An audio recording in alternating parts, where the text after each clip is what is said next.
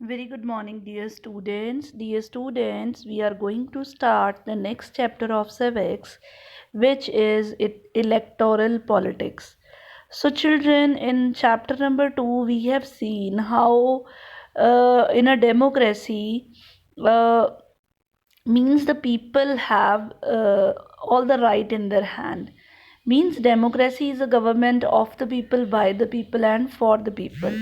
But children, this is also very clear that it is not possible for all the people to govern the country directly.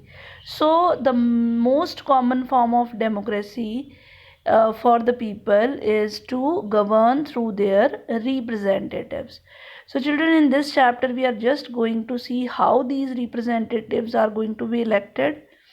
Fine, we will just understand why elections are necessary and how come they are useful in a democracy. And we will also understand that how electoral competitions among the parties that helps in the serving of people.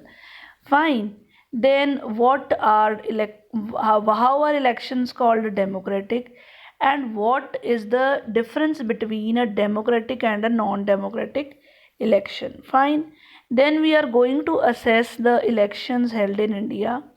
We will just check out the different stages of elections, find how the constituencies are made, how the results are declared. Fine. We are going to discuss everything in this chapter.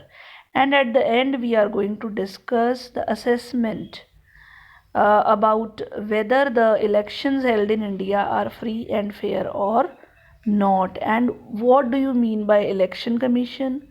Who is going to check out the free and fair elections being held in India? So we are starting with the first chapter, beta. The first chapter is why elections, assembly elections in Haryana.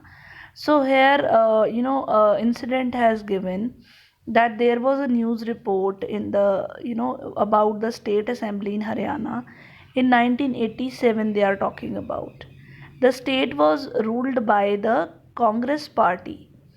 Fine, they were leading the government since 1982. Now, Chaudhry Devilal, who was an opposition leader, he led a movement known as Nyayud, fine, which was struggle for justice, and he made a new party, and the name of the party was Lokdal.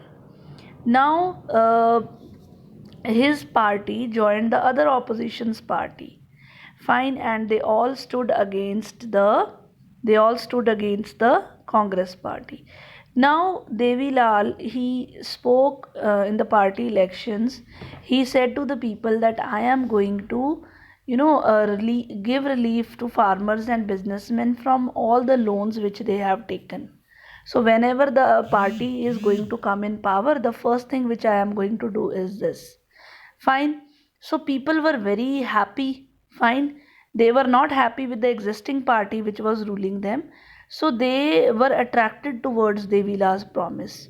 Fine. And when the children, when the elections were held, fine, the people voted in a very large scale in favor of Lokdal parties and its supporting parties. So children, Lokdal and its partners, they won 76 seats out of total 90 seats in state assembly. Lokdal alone got 60 seats, and as you know, out of 90, it is more than half. Then it was clear cut victory of Lokdal party, and that time the Congress only got 5 seats. When the elections result was declared, he was the chief minister has to resign the previous one. Then the new elected members of legislative assembly, the MLAs of Lokdal party, they chose Devilal as their leader. The governor invited Chaudhry Devilal to be the chief minister, and the moment he was declared the chief minister, as soon as the government the chief minister started working, they they fulfilled their first promise which they have given to the small farmers, agricultural laborers, and to the small businessmen. Now this party, it ruled for 4 years, but in the next elections which held in 1991, again this party was not uh, did not get the more support, and again the Congress won the elections in the 1991 elections. Now children, the question arises, why do we need elections? What is the requirement? Fine. Why is elections necessary? Is it very important to have elections? So obviously children, elections, they are going to take place regularly in every democracy. Fine. One, that there means, if there will no elections, fine, how will the people be able to choose their representatives? Fine. So we have already seen examples that in many countries the elections are taking place, and but the way the elections are held there, they are not democratic. Fine. So we need elections, so just to rule the people. Fine. A rule of the people is only possible because of the elections. It's not possible without elections. Fine. Now the people, they cannot every time they sit together and take decisions. Fine. So because it's a big community, a large community, so they have to elect their representatives, and the representatives are going to work on their behalf. Fine. So is there a democratic way of selecting representatives without election? Is there any other way? So there is no other way except the elections to elect your representatives. Fine. Now here is, there is no other criteria on the basis of age or experience that you can choose your leaders with the education, or with the knowledge. Fine. So elections are very much required. Now, if you just say your country is a democracy, elections are going to be held. It's a mechanism, children, by which the people can choose their representative at regular intervals, and even they can change them when they wish to. So, this mechanism is election, children. Therefore, elections are considered essential in our times for any representative democracy. In an election, the voters make many choices. They can choose who will make laws for them, they can choose who will form the government and take major decisions, they can choose the party whose policies will guide the government in making the laws. So this is why the elections are very, very important. Now, what makes an election democratic? So there are minimum conditions which make an election democratic. The first condition is everybody should be able to choose.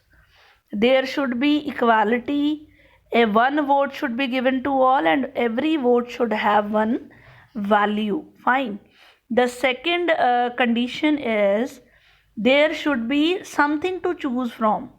Means it's not like only one party is there or only one candidate is there. There should be a proper competition. Different parties, different candidates, different choices should be given to people so that they can choose from that. The third thing is the choice to elect the representative should be given at different intervals, regular intervals. Fine. Say after few years, like in India we have after every 5 years. Then fourth condition is that candidate, the preferred by the people, he should be elected. Fine. The last condition is election should be conducted in a free and fair manner, where people can choose whom they really wish. Fine. So these might look very simple and very easy, but there are many countries in the world, children. We have seen in the previous chapter also that there are many countries where these conditions of elections are not applied. Fine. So today we will discuss till here only. Thank you and have a nice day.